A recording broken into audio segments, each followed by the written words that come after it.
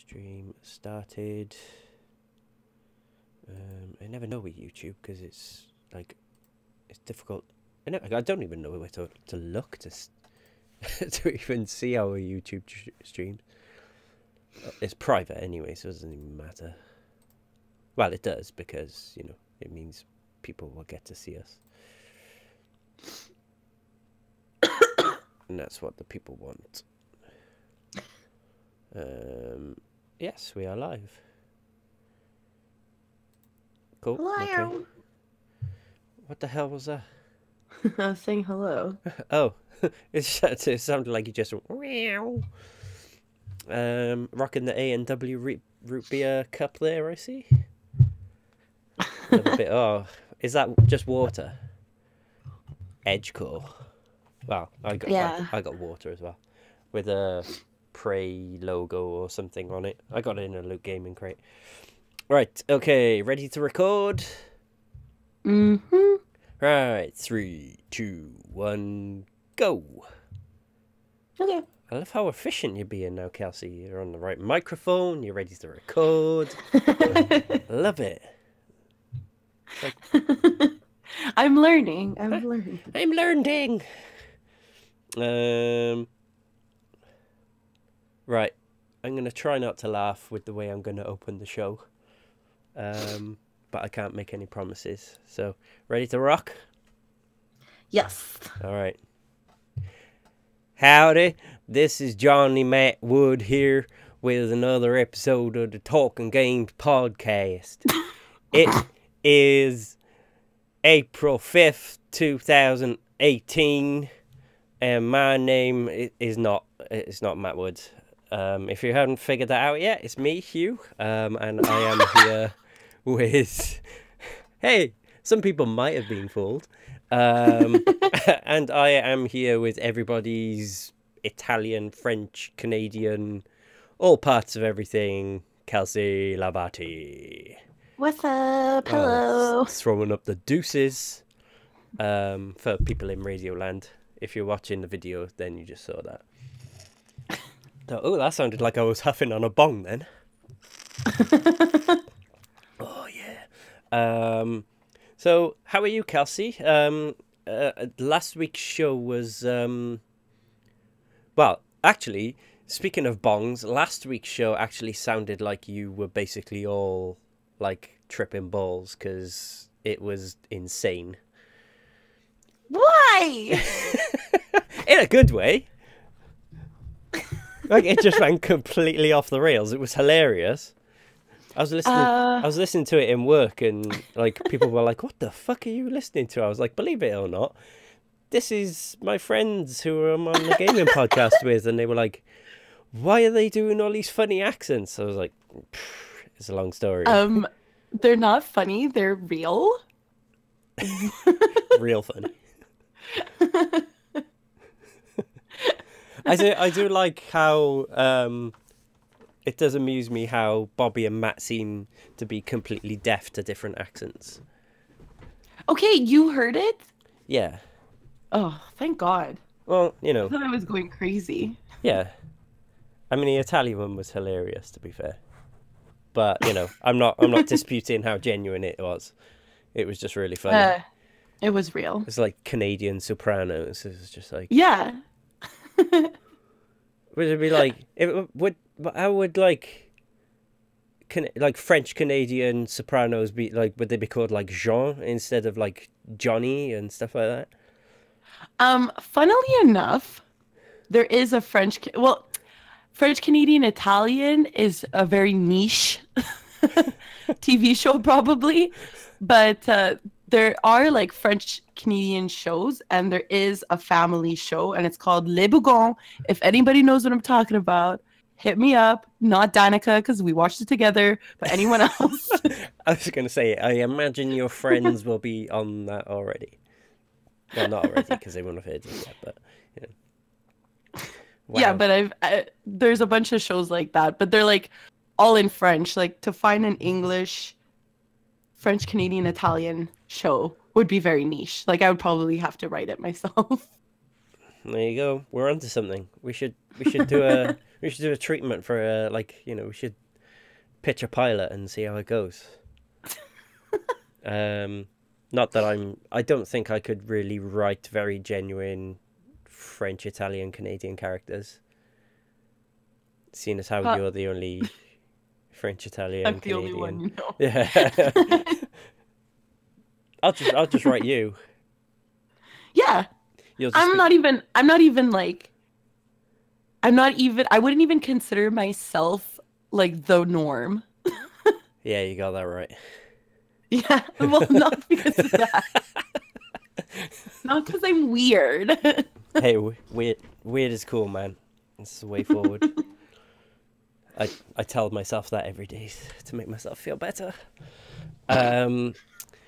So yeah, we've got some. Well, Kelsey's got one video game to talk about. I've got a couple, and what feels like, well, a somewhat annual upheaval in my hardware situation. So Kelsey, what have you been doing video games wise? Well, not much really, because I'm in finals month. So I have essays and exams out my ass. Oh. So I haven't had a lot of time. Do they still accept them in that? Yeah, they do. Condition? They do, thankfully. You yes. just walk up to your teacher's desk, go, there's your fucking essay, and then you go. They do accept it. That was my Italian, French, Canadian accent, by the way. I didn't even hear it. But yeah, so I've just been playing Bayonetta. I think what I need right now is these sort of like comedic games, I guess you could say. So like Detective Pikachu and like Bayonetta have a very like funny undertone to them, and I think I need that as like, speaking of games to escape, that's what I need. Like they just make me laugh, and like I could play them for an hour or whatever, and like I'll have a good amount of the storyline done. And I've also had like fun. I'm not too worried about my gameplay or worried about like what I'm doing in the story or how I have to get here. It's really like very linear story, linear mechanics, simple. So I can really just like tune out for an hour and play.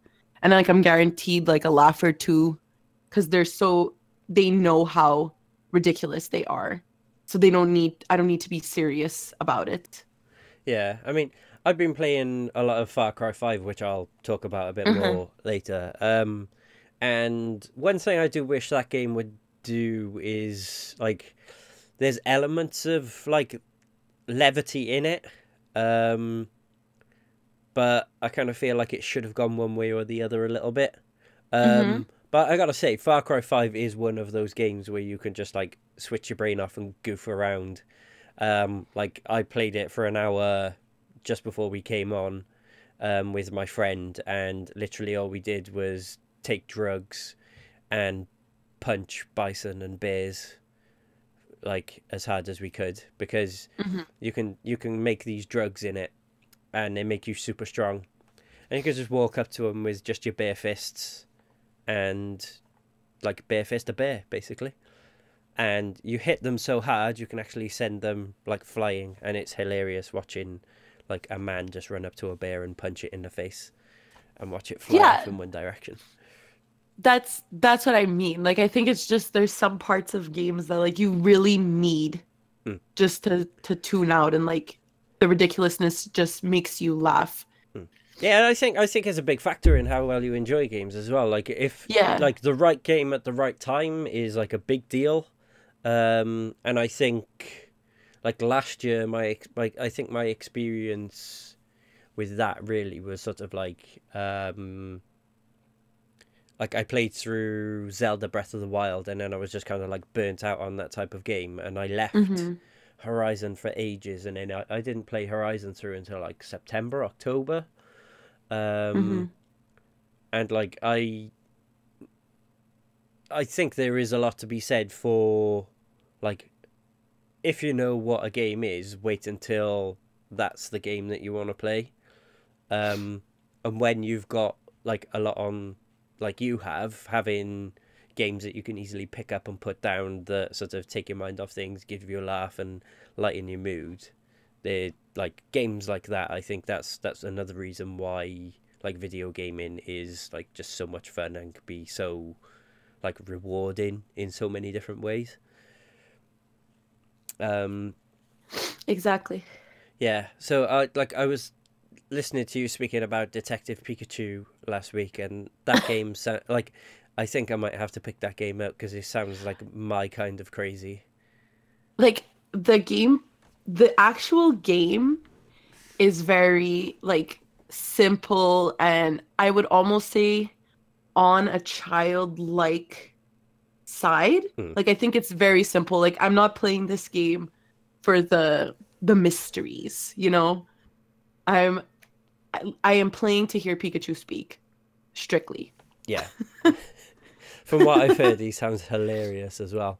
Oh my, it's so funny. Like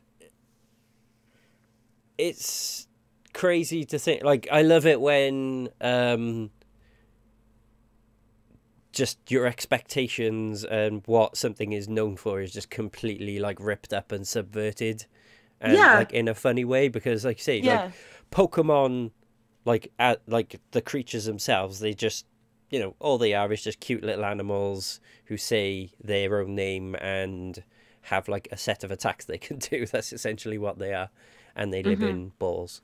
And to take like this well-known character and put like a Deerstalker hat on his head and have him talk like he's a crazy, like, you know, a bit of a shithead, like Gumshoe type character. It's just amazing.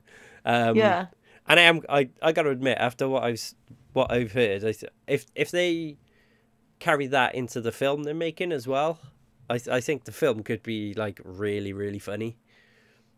The thing is that if I was 10 and I played this game and the first time I heard Pikachu speak, I'd probably scream because it's so jarring. Yeah. Like I don't even know how children are reacting. Like I can imagine I kind of want to give the game to someone younger than me. Yeah, I can imagine like, you like when you've got like a kid and like you walk into a room and someone's handing them like Detective Pikachu to play, and you just like run over and hit the DS out of their hand. Like, no, play this first. Watch all these cartoons. This is the real get Pikachu. Get a perception, and then play this. Yeah. It's like the Pokemon equivalent of just going like a Star Wars fan showing the prequels to their children first. I'm gonna set you off now, aren't I? I can see your face going. That's what my dad did. Wow. All right. Well, you know, I'm not gonna judge people's parents. You turned out okay, in spite of it. But yeah, as I mentioned earlier on, I think like this time of year seems to be, well, can you call 2 years running a recurring theme? Like this time last year was when I built my PC. And this year, a couple of weeks ago, I basically got to the point where I've been trying to sell my PlayStation VR headset for a while. Because it's just been sat there doing nothing. And I figured I'll either get rid of it, get a few £100 for it, and nobody wants to pay £300 for a VR headset, a couple of Move controllers, and a camera. So I was like, okay, how am I going to turn this thing into something that's like not sat there gathering dust and I'm going to use? So I decided to have a look into what the trade-in value of it was. So I basically figured out that with that, everything I had and one or two games, I could get an Xbox One S with PUBG and only pay £10 towards it. So that's what I did. So yeah, now 2 years running, I now have a piece of hardware. To be fair, I didn't get this one specifically to play PUBG on it. But now I have two platforms to play PUBG on. How is it on Xbox? Because I don't know if it's improved since, but I remember when it came out, there was a lot of problems. It plays fine. It's a bit framey. Okay. Early game, like when you're dropping in, like parachuting in, which isn't a big deal because you're not, like once you land, it settles down straight away. Okay. If anything, my experience of it so far is probably better than the PC versions was, but then the PC version was, Okay. early access and, still Yeah. very much like early build. Yeah. Um, but it feels so weird playing it with a controller compared to keyboard and mouse. Because the controls, although like they're not as hard to grasp as I thought, but they are quite unusual. Like when you're in Uh-huh. your inventory, scrolling through, like you've got the list of items in your inventory, and you press like the left and right bumper to you can highlight what's on the floor, what you've got in your inventory, and your weapons. And to scroll through what you've got in your inventory, like your brain just automatically goes, okay, left stick will make you go up and down through the inventory, but it's not. It's the right stick, and that just to me, like my gamer brain, like muscle memory, tells me to use one hand as opposed to the other in that Yeah. situation. So there's just funny little things like that. The movement still feels a lot like Bobby said, like it still feels like you're using WASD, like the way you move around, because you can very much sort Yeah. of, it's hard to describe it. It's almost as if your character's on, say, like if your character's stood on like a tray that's got wheels on the bottom of it and you can like slide them around. It kind of feels a bit Hmm. like that. Um, but it plays quite like it plays fine, and I've not found any of the issues that the PC version had with like um highly populated areas. So say if you went somewhere where there was a lot of other players, there would be a lot of lag, and stuff like that. I haven't seen any of that on the Xbox so far. Okay. Even dropping in places like the school, which is where like that's like the big loot area. Um, but yeah, I mean, there's still a lot of work to do on it. The draw distance isn't great. The loot needs balancing. Like sometimes it can be really difficult to find a backpack. It'd be difficult to Okay. find even like a gun. Um, but yeah, they've done like a fairly good job. I think like Bobby said to me, I've come into it at a good time. Like it was a bit janky when it first came out, but it sounds like Yeah. they're making like decent steps with it. But as a piece of hardware, I'm quite impressed with the Xbox. And one thing I've no intention of doing with it is actually spending any money on like games on disc. Like I've subscribed to Game Pass, Okay. so I can play the exclusive, like Yeah. Microsoft's exclusive games. Um, so it's like £8 a month, so I can play like Sea of Thieves. There's Halo 5 on there. Even things like Rise of the Tomb Raider was on it, which I was surprised about. So I downloaded that and I'm playing it through again, before the new one comes out. Yeah. Um, yeah, it's I'm impressed with it. It's like I did one thing I always like never really thought about was like I one day I'll have an Xbox One, but I think when they announced the Game Pass, I actually said like this is a system seller, and I don't think if it was Game Pass, I probably would have even considered Yeah. like the option of it. So if that's my mindset, then maybe who knows, you might I others. think I think Game Pass has been successful Hmm. because every like person that I talk to that either has gotten an Xbox recently or is thinking about getting an Xbox, like that's the number one reason that they have. Yeah.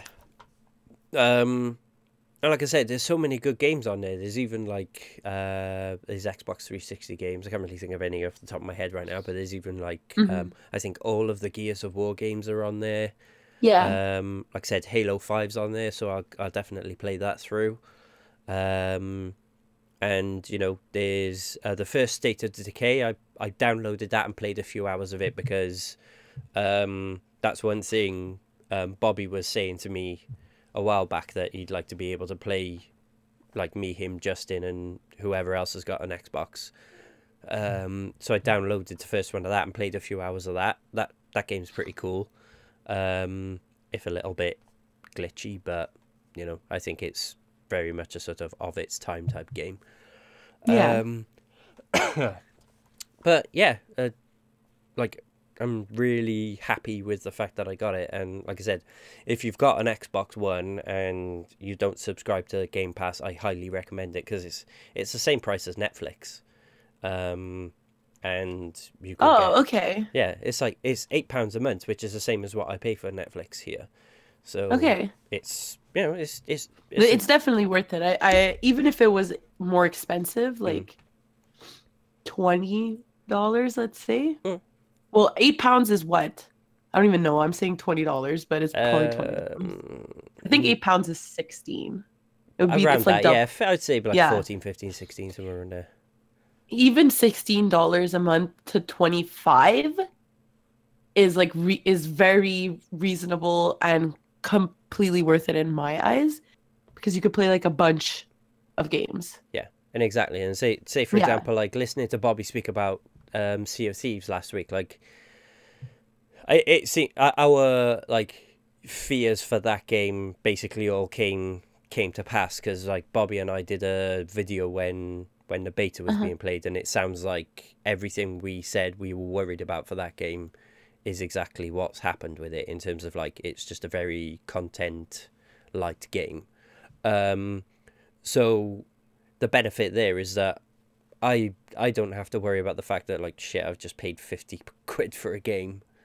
Yeah, exactly. And like because I tend to flip-flop these days between getting games digitally and on disc. So if I say for example Sea of Thieves was a digital purchase for me, I'd be screwed. Like I wouldn't be able to trade it in. So it's a good service. And the other game I've been playing quite a lot of, and I wasn't going to get it, but a friend kindly helped me with the cost of it, is Far Cry 5. And it's equal parts damn good fun, and it's also I feel like a little bit of missed opportunity in some parts.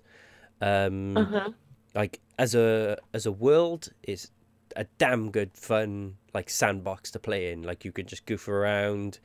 There's just like you can just be walking along, and all of a sudden insanity will just erupt in front of you. Like I was walking around the other day, and there was a bison walking along in front of me, and a cougar just came out of nowhere, jumped on its back, started attacking it. They ran into a road, and then a car came along, crashed into them, killed the bison. The cougar fell off the bison, saw me, started attacking me, and my there's a basically you can have like a sort of squad, like teammates that you can AI teammates that you control. And that's one issue with it, is the AI on your teammates aren't exactly great. But one of them is a dog called Boomer, who's a very good boy. And so this cougar like turns on me and starts like chasing me. Boomer jumps on the cougar and starts attacking it. So I spin around, shoot and kill the cougar. And then like a truckload of like enemies just come along as well, and it's just like all hell breaks loose. And then there's like a plane flying in and attacking me, and it was just like chaos for about 5 minutes. And then like I cleared it out, and it just went completely quiet again. And it's just like as just like just sheer like silliness and like craziness in an open world. I think it's probably like the best I've come across since possibly GTA 5. But it's so far from what I've seen, I think the story is, I think they've kind of watered down on what their initial premise was, or what the initial sort of stuff they showed off. That's what I had heard. Like I heard it wasn't as like risky they were gonna make it. Yeah, I mean it's very much a sort of, it just feels like a very generic sort of like there's a sort of area and it's been taken over by this cult, and they're sort of producing this drug which induces like this state in people that they call the bliss, and they use it to more or less like coerce them into doing what they want. And basically you're there to just stop them and like one by one sort of kill the leaders of this cult and take them out. And there's no, so far anyway, no like real, like there's the odd joke which is like feels like it's an obvious poke at like Trump, but only sort of odd bits of dialogue from sort of side mission NPC type things. So yeah, in that respect, it's a disappointment. And missions wise, it's very much a typical sort of like run to this area, there's a few people to kill them all, mission done type thing. So it's, you know, it's a mixed bag, but it is damn good fun, and playing it co-op is great fun. Although it's a little bit, you feel a little bit like a passenger when you're playing it co-op, because only the host sort of keeps the mission progress that you make. So when you finish story missions and stuff, I'll see, like, say I'm playing with my friend, if he's the host, if he invites me into his game, I'll see the cutscenes and stuff from the missions, and all the story stuff. But then when I go back into my game, I'll still need to do those missions, which to me, like, it feels a bit silly to like make you play through the game twice. But then I can kind of understand it, because it's not done as an MMORPG type thing, like a bit like The Division. Whereas like The Division, you can jump in and play a mission with a friend in The Division, and you both have completed that mission type thing. So, you know, it's a game that has its quirks and its frustrations, but it's good fun. And if you like Far Cry games, then I think you'll probably enjoy it. So we shall move on now to some news. So Kelsey, let's start with the somewhat shitty news, but kind of pulled back from the brink, about Ninja. So what are your thoughts on what Ninja did? I have the same thoughts as I always do, kind of. Like, hang on. Go. Let's just, before, unless people don't know, basically Ninja, who, if you don't know who that is, if you're not big into Twitch, he is basically like, he's the #1 streamer on the planet right now. He's got like 260,000 Twitch subscribers. He's a, you know, incredible Fortnite player. Like, I love watching him play. Kelsey, speak. Are you better at Fortnite him? Were you gonna say like, no, he ain't good? I'm better than he is. No. Me and Drake play on the reg, so whatever.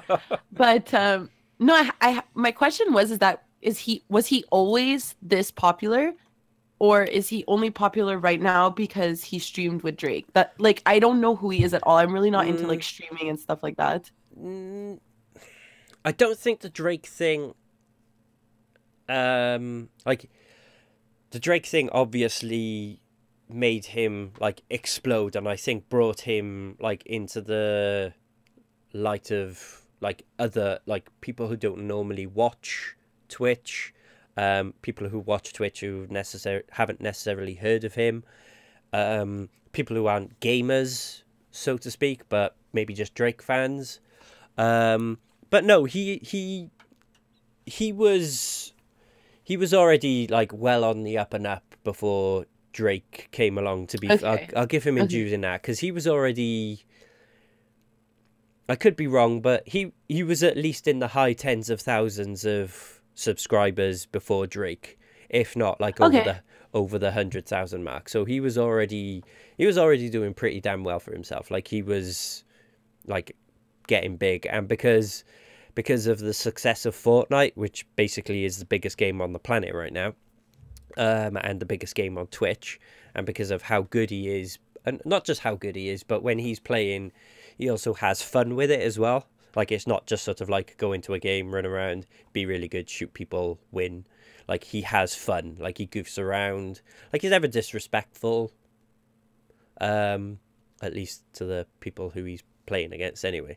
But he's just fun to watch, and he does duos with a couple of other streamers who he's got a really good dynamic with. But basically, he was playing. I'm not sure who he was playing. He was playing duos with somebody anyway, and he basically has this thing where he likes to do sort of like rap battles with like his friends who he streams with, and he was sort of making ad-libbing lyrics to a song, and whilst doing so, he dropped the N-bomb. Now, people were saying, oh, well, he was rapping along to the song, so whatever, and it was a rap song. But the problem was that word isn't even in that song, and he was making up his own lyrics. Even if he was, I have a problem with people saying, like, it's okay to use that word if they're singing along. Like, no, it's not, regardless. No, yeah, So... I completely agree. Like, I am of the mindset that, like, as a white man, I have no right to ever use that word. Like, I like listening to Childish Gambino, and like one of my favorite songs of his is Redbone, and the N word is in the chorus of that song, but I just switch that out with another word because I just don't like hearing that word come out of my mouth. Just makes me like feel really horrible. So I think it's just another occasion of like, why did that? Like, he says he fumbled and basically got tongue-tied, and that wasn't the word he meant to say. Okay. But what was he trying to say that would have sounded like that is my thing. But as I said before we started, one thing I will say for Ninja is he always comes across as like a nice guy, and someone who always preaches positivity on his stream. And he's quite a few times I've seen kids post in his chat like saying, oh, we're watching you play Fortnite in our class in school, and he's every time he'll basically say like, kids, if you're posting in my chat trying to be cool, saying you're watching me in class, that isn't cool. Like, put your phone down, whatever you're watching me on, and pay attention. Like, you're supposed to, pay attention in school and stop goofing around type thing. So he's a nice guy, and he has apologized. But again, it's the issue of like, how is it that this word keeps getting used by people? But like, even in his like, I don't know, I'm playing the devil's advocate here, but like, even in his apology, he's like, well, I'm confident that most of this is a misunderstanding. It's like, it doesn't matter, dude. Like, don't start off your apology like, I'm sorry you were offended, but I didn't mean it that way. It's like, just say, yo, I did something wrong, I'm sorry. Like, it doesn't have to be this long-winded fucking ass apology. I'm sorry you misunderstood. No, fuck off. Like, just apologize. Yeah. I'm sorry. Like, I get that he's a cool kid and he's like under a lot of pressure right now, and he made a mistake because he genuinely does seem like a nice guy. But it's like, just be straight up. Be like, I'm sorry that's in my vocab every day. I'll work harder to get rid of it. That's it. That's all. It's over. Yeah, I agree. Like, it's like Bobby and I were speaking about it, and Bobby actually said to me, he was like, people don't know how to apologize for things properly these days. Like, nobody seems to be able to just, like you said, like, you can apologize easily and err on the side of brevity at the same time, and just be like, I'm very sorry, I fucked up, that is an offensive word that should never be used. Please do not repeat the fact, like, think that me saying it makes it okay, and I'm sorry I hurt people. And that can be the end of it. You can draw a line under it. But, like, you know, like you say, the whole thing of, like, whilst I'm sure it was a misunderstanding, it's like, what's there to misunderstood, dude? You said the N-bomb. Like, you cannot misunderstand the fact that word came out of your mouth. Like, that felt weird. That wording just felt weird to me in his apology. And, you know, like, it was just disappointing because, like, when he was starting to break big, like, we were talking about him in our text chat, and Bobby said, he was like, I'm just waiting for something to break. And I was like, no, I think this one might be the one who, like, you know, he seems like he might be okay. And then he fucking goes and does that. And I was just like, I texted Bobby, I was like, up, like, with the link. And I was like, there it is. There he goes. He's fucking gone and done it. But yeah, like I said, people who are in his position, like, I'm not going to defend the fact that he used the word or condone it in any way, shape or form ever, but I don't think these people understand how many eyes are on them. And I think that's fucked up too, because it's like, you're on the internet. Like, even if you had 2 people following you, 1, you don't know who's watching. 2, it's like that shit could come about later on. Like, let's say he does, like, now he's pretty big, right? But let's say he wasn't and he got really big. Like, that's gonna come back and bite you in the ass. Mm-hmm. And it's just like anything that you put online, like, take it into consideration. Like, I was a stupid kid too, and I've made stupid mistakes, and I did put stupid shit on the internet, and I have to face the fact that's there, and it's there forever. And, like, you just have to kind of realize what you're doing and make amends. Yeah. And sometimes, like, I think it pays dividends to be brave enough to, like, to even, like, leave that stuff there for people to see and just say, you know, that's who I was. I was brash. I didn't, you know, I thought it was okay to do and say or do whatever these, you know, be this way. But that's not who I am anymore. Like, I've changed. And sorry, just one more thing. And also, like, we keep referring to him. Well, I keep referring to him as a kid, but, like, he is my age.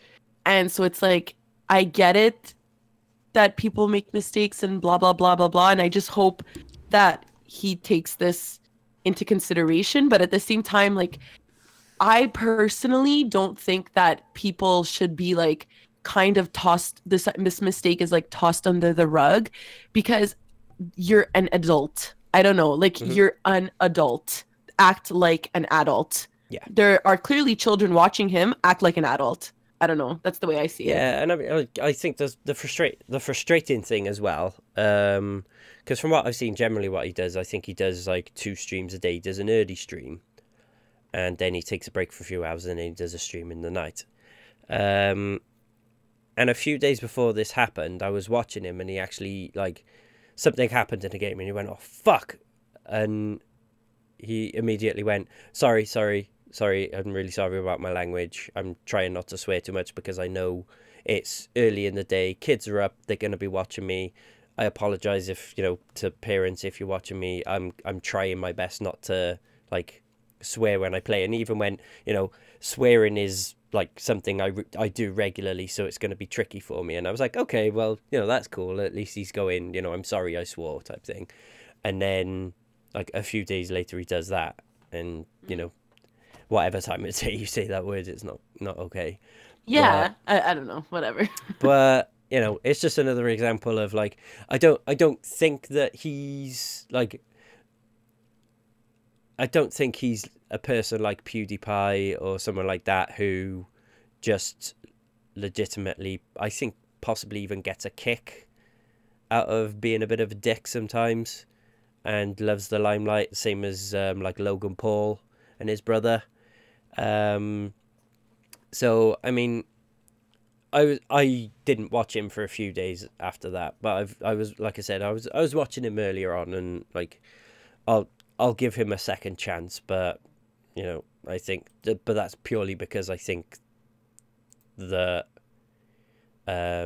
he's not that type of person, really. And I honestly don't Yeah, think... I guess we'll see. If it happens again, it happens again, and then he really didn't learn his lesson, and then he's just And a shit show. I don't know. I think I kind of feel like I don't feel like he meant like there was any meaning behind it when he said it as well. So, but we'll have to keep an eye on him, and just, if he does it again, then hopefully Twitch will do something about it, because they have these policies, and, like, to be fair to them, they say they look into the context of it and the overall conduct of the streamer. So I think they're going to be like watching him with a beady eye from now on. But now on to happier things. Spidey fans rejoice. We finally have a release date for the PS4 exclusive Insomniac Games Spider-Man title. Are you gonna be getting this, Kelsey? Yes. Yes, I'm very excited. I love Spider-Man. Yeah. So basically, September, as well as being the month of... Well, I'm basically going to have 2 birthdays in September now. September the 7th, which is 8 days before my birthday, Marvel Spider-Man swings onto PS4. So we have on the PlayStation blog... it's worth checking out, actually, because they've got the cover art on it, which is very simple but very cool. And it basically says... they actually refer to him as a more experienced Spidey in this brand new advanced suit. And it says, his pose takes inspiration from 50 years of fan-favourite comic book art and artistry. Astute fans of the Wallcrawler will see nods of the work of J. Scott Campbell. I'm not too keen on that because I don't like him. He's a bit cheesecakey. Mark Bagley, legend, and John Romita Sr. and Jr., Joe Quesada, and, of course, Steve Ditko.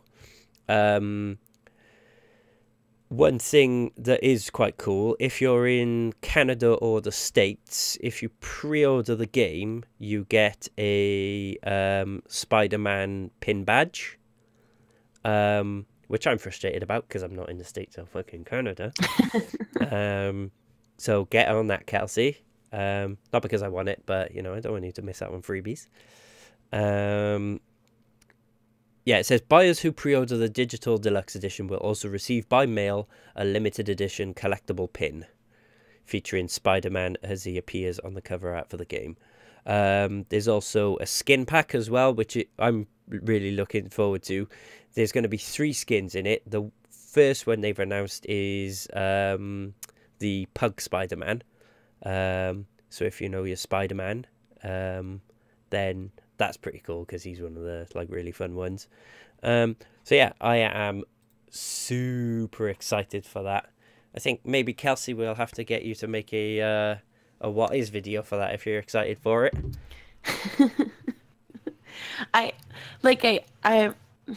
I'm excited, but then I'm worried because school starts that month for me that I won't have the money to buy it. But I really, really, really, really want it. Start saving now. Yeah, I know. It's the only game this year that I'm genuinely excited for and really want to play when it comes out. Yeah, it's been so long since, well, A, since the Spider-Man game, and B, since a good one, that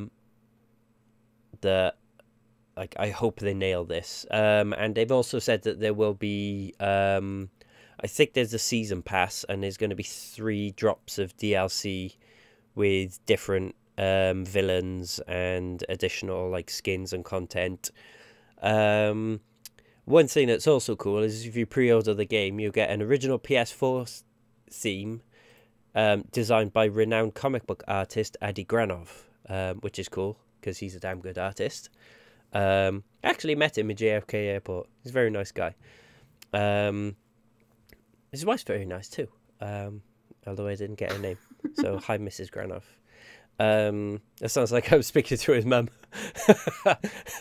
Hi, Mrs. Granoff. How are you?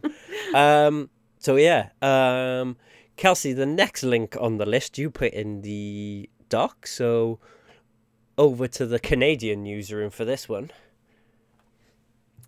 Kelsey's shuffling her papers now, like a. I had put it because you had mentioned that you wanted to talk about your Xbox console, and basically it's that No Man's Sky is coming to the Xbox, and I'm interested in, one, if you would get it, and two, if you think that this is just a gimmick because they didn't make a lot of money at their first launch. I have thoughts. I don't know if you want me to say them or you want to answer. Go for it. Yeah, you. Okay. I'll read this article first. And okay. So basically, the reason why I think it would be beneficial to get it is if you were always interested in it, but you didn't have a PS4 before, you're getting the game at its best and not at its worst, right? So since No Man's Sky came out, they had that huge, like, disappointing launch and like a lot of terrible reviews. And right, that accumulates over time, and a lot of people who would have bought the game didn't. Me being one of them. And then they have made improvements, and the game that we have now is not the game we had when it first launched. It's like vastly improved from what I've heard. So on an Xbox One launch, you'll get probably the game they should have released on the PS4 first. So it just makes me wonder, like, why they're doing it. I guess it's like they haven't made, maybe they didn't meet their quota of what they wanted and stuff, and so they're like trying to get a small launch on on the Xbox. I don't know. What do you think? Yeah, it's a weird one. I mean, I guess, like you say, given how the launch of that game went down, and I know a lot of people who bought it. I think it did sell well, but I don't think it was particularly well received because it didn't deliver on what the promise of the game was. And for what it was, I enjoyed my time with it, but my time with it wasn't very long. I think I played it for maybe 15, 20 hours, which, considering what they pitched that game as, just, I don't think the intention was for people to, like, drop it that early. Because it just felt very thin on the ground. Like, from what I've seen, it's a very different game now in terms of, like, there's story content and there's a lot more to do in it. There's a lot more, like, base building and stuff like that. But I have no desire to go back to that game. Like, for me, I've only played one game of that type since, and as far as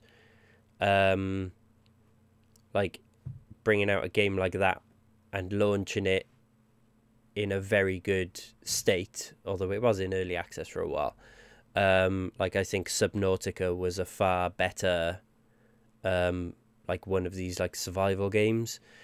Oh yeah. So I don't know. I mean, it's one thing I will say is if it's got Xbox One support and it's full 4K and HDR support, then it's gonna look damn good because it's a really good looking game, to be fair. So I guess, like you said, Kelsey, if you've not played the game, and you have an Xbox, you don't have a PlayStation or PC, and you've always been interested in it, then you are probably getting the definitive version of the game. And I think they're still, like, bringing out content and new stuff for it every now and then anyway, which all the DLC, so to speak, is free for it. But yeah, I didn't see this coming, and I don't, like, I guess it's just, like you say, it's probably just to get it to a wider audience, I suppose. Yeah. So yeah, I won't be buying it again, that's for sure. But it's also getting a physical release, which I'm not sure whether The PS4 version did. Maybe it got a limited physical release, but I don't remember.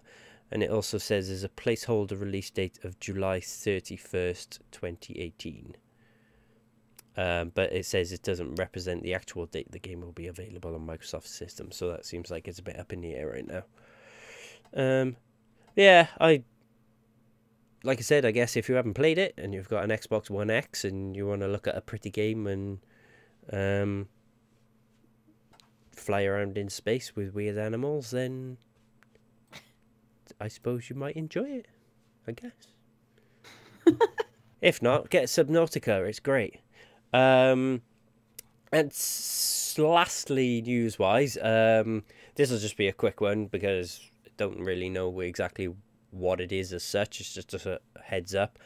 Xbox have basically said there's a big announcement coming for with regards to original Xbox backwards compatibility and a surprise coming soon. They've said in a blog post that Microsoft said it has a big update to share regarding backwards compatibility. The announcement will be made in the next episode of Inside Xbox, which premieres on Tuesday, April 10th at 3:30 p.m. Pacific Time, 6:30 p.m. Eastern Time. And the quote from Microsoft is, "One of our most common requests is for original Xbox backward compatibility news, and we'll be starting off the show with a big update on just that." So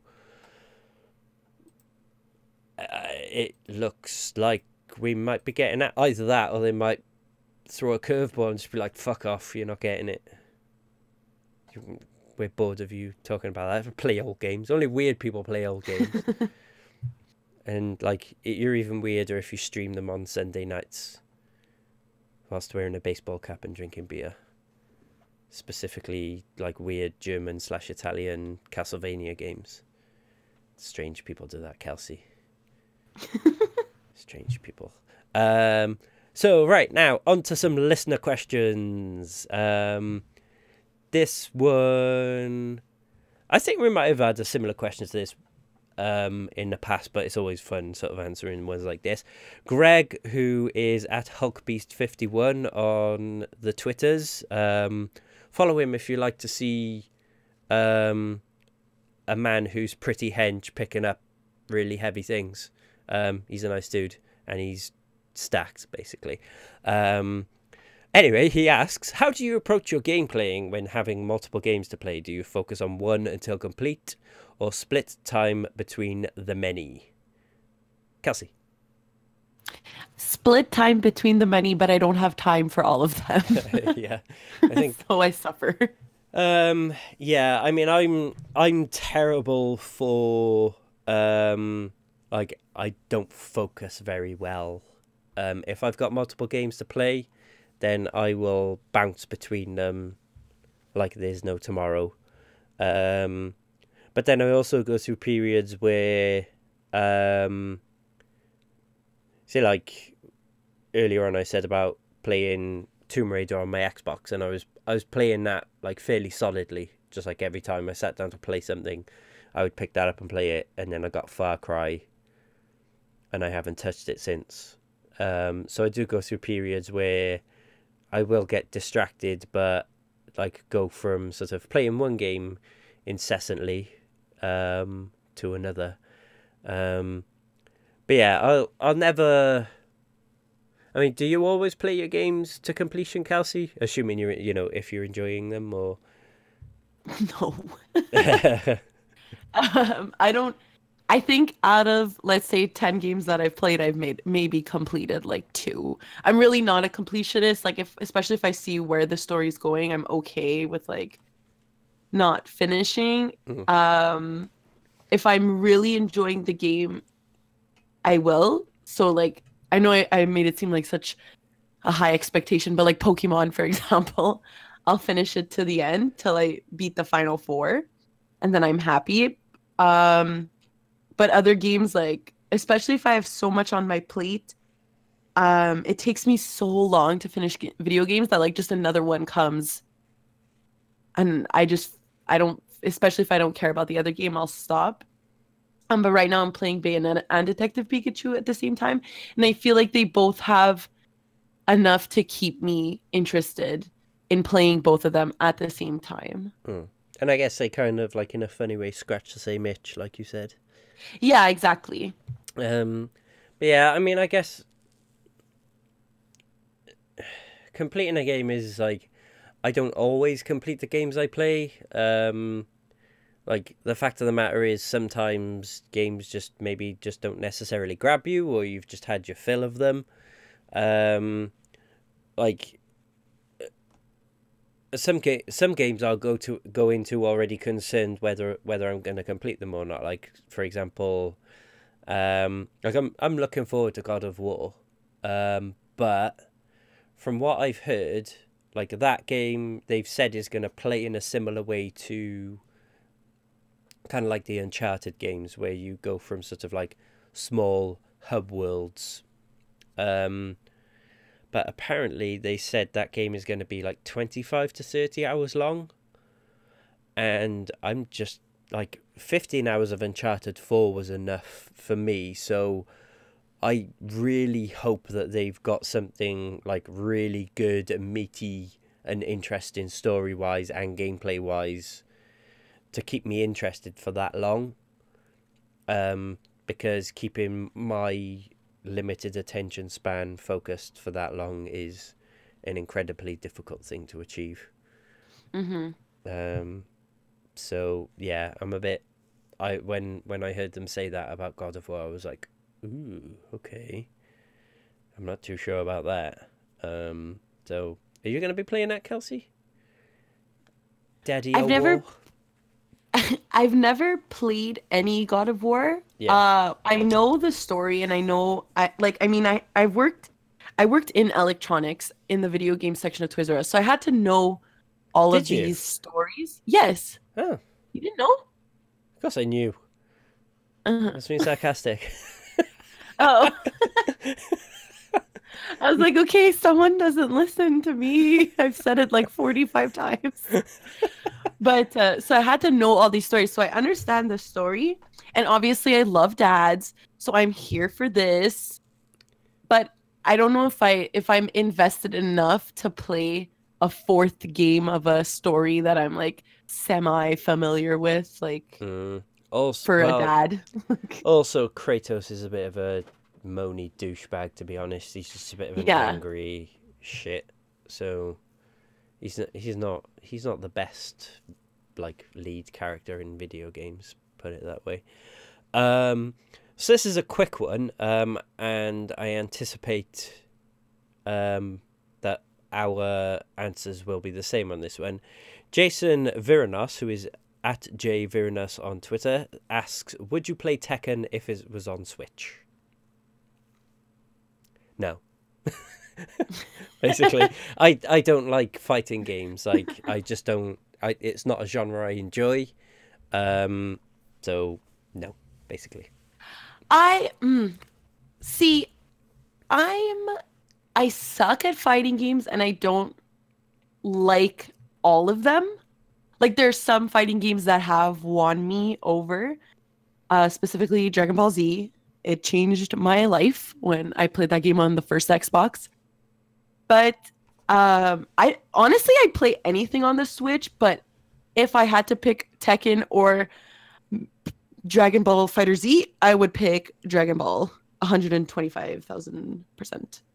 Wow. Impossible ratios right there. That's how positive Kelsey is on that one. Yeah, I mean, like, I've played both of the Injustice games, but that's because they're based around characters that I love, and so, you know, for you, Dragon Ball is like a property that you love, like you watch the anime and stuff. So that I can understand. Like, I played them purely because I want, like, the story in those games is very good, even though I suck at fighting games and I don't enjoy playing them. I mean, there was a time when I did, like, Super Street Fighter 2 Turbo was the first game I got for my Super Nintendo when I got that console, and it was in a nice tin, and it came with little pin badge. Also, it was really expensive. It was like £70 for a video game back then. So, if you're moaning about things being expensive these days, then count your lucky stars, folks. But yeah, I wouldn't. I don't think Switch is a platform I want to play a fighting game on anyway, to be honest. So, Mr. Johnny Matt Wood asks, when you were a younger Canadian, I'm assuming that means he's referring to you, Kelsey, and he says, and I will quote him directly, Walesian, to which my response to him was, I've never been Ian. Did you ever, and I'm thinking this question must come from a place of experience for Matt, and I think it's a bit raw. And he says, did you ever lend out a game to a buddy that was never returned to you? What was the game? Who was the buddy? Full names, please. And how does this breach of friendship make you feel? Kelsey, have you ever gone through such a nefarious time in a friendship as that? I'm the friend. I have so many Nintendo DS games that are not mine. Oh, here we go. Kelsey's basically a video game magpie. My friend, I will not give his full name, but when we were in high school, we used to, I guess he has some of mine too, because we would trade DS games, but I feel like I have a lot more of his. Like, I don't think it was fair. So it's like a 2-for-1 type deal. Yeah, because like he was my friend that played a lot of video games, and I had the DS, but like I've mentioned before, like my parents didn't buy me all the games I wanted or like all the consoles that I wanted, so I had the DS was like my first kind of my own console that I didn't have to share with my sisters, and I had like Pokemon Red on it, and I had a bunch of other games, but I was very limited into what I could have. So this friend had so many, and I was like, oh man, I have to try all of them because I've missed out on so much. So like my first Digimon game was there. I played Pokemon Mystery Dungeon. I still have these games, by the way. I'm saying I played them, but I still have them. Mystery Dungeon. I played NFL Madden on the DS. Wow. I didn't even realize that they came out on that system. Yeah, they did. I had it. As long as you can steal it from somebody, you'll play it, basically. I just wanted to see, like, at that point, I had never played, like, a sports game. Like, I was very deprived. You're like, this shit's not hockey. The fuck? You should take it back to him and be like, have you got NHL, like, 2007 or something that you can exchange? Yeah, it was around that time. It was, like, 2007, 2008. Wow. Man, it's very rarely that I lend games to anybody these days, and I was always very picky about who I did. I think there was one kid who I was in school with who I lent my copy of Zombies Ate My Neighbors to. And his name was Dave. I can't remember his surname. But yeah, he lived a few streets over from me, and I lent it to him. I lent him a few games. Most of them I got back, but he may well still have my copy of Zombie Ate My Neighbors. Because basically I lent it to him for the summer holidays in school, and between us finishing school for the summer holidays and us going back to school, and I didn't see him for that whole 6 weeks, his dad got a job somewhere, and they basically packed up and moved, and I never saw him again. So the last time I saw him, I gave him my copy of Zombies Ate My Neighbors, and then he I don't know whether he moved because he wanted to keep it, which is likely. I think it's that. Because I think you're onto something. It's a very good game. And, you know, I would probably move house if I thought it would ensure that I would get a free copy of a game like that.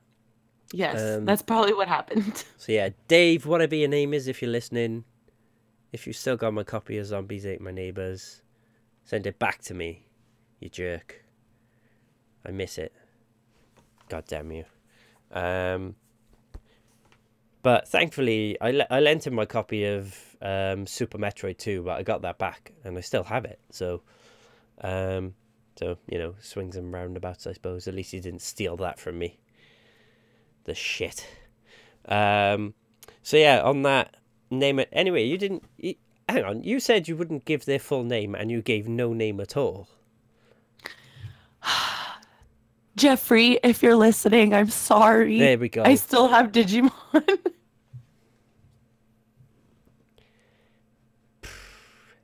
I can't believe we're harboring a kleptomaniac. The only thing I can think is that, like, he must have been giving you these games because they were like a declaration of love or something, Kelsey. Sorry. Can a woman and a man be friends without a romantic interest? Of course they can, but if you're giving a lady your copy of Digimon and not expecting it back, there's got to be some love there. There's got to be some love. He was expecting it back. We just graduated high school. Oh, okay. That old chestnut. Well, we'll see. Well, if you're listening, like, send us an email, because we'll make sure you get your games back if Kelsey hasn't put them on eBay by then or something. Hey, that's a good idea. Put those games on eBay and then you can get Spider-Man. The more you know. Smart. Yeah, Jeffrey, if you're listening, sorry, mate. I've backtracked on my idea for you to get your games back. You're screwed. You're never getting your Digimon back. So, but never mind. That's how things go. But if you do, send us an email to games@talkingcomicbooks.com. Or you can tweet us, Jeffrey, @talking_games. You could probably even leave a comment in one of our YouTube videos on youtube.com/talkinggamesvideos. I mean, we stream quite often on Twitch, so you could jump in the chat and be like, you know, can one of you contact Kelsey? So if you want to do that, you can really, you know, hitting up twitch.tv/talkinggames. So there's many ways you can contact us to make sure that Kelsey gives you back your lawful property. And we're really sorry for her light-fingered ways. And we'll be having words off air. Let's put it that way. We'll contact the Canadian police the Canadian French Italian police. The RCMP. The RCMP. That sounds like a hipster rock band. No, that's their actual name. The Mounties. The Mounties are called the RCMP. Oh yeah, the Royal Canadian Mounted Police. Oh yeah, cool. Do they have like? Are they like kind of like in Due South, where they have like really cool dogs as well? You've never seen Due South, have you? No, I have no. I thought you were talking about like in the south of Canada. I was like, well, they might have dogs. I don't know. Oh my god. No, he had a dog and it was called Diefenbacher and it was about a Mountie. It was a great show. You'd probably love it. I don't know. I never ever heard of it. Yeah, it's probably a bit before your time, in all fairness. So yeah, I should have known that reference would have gone over your head. But hey ho.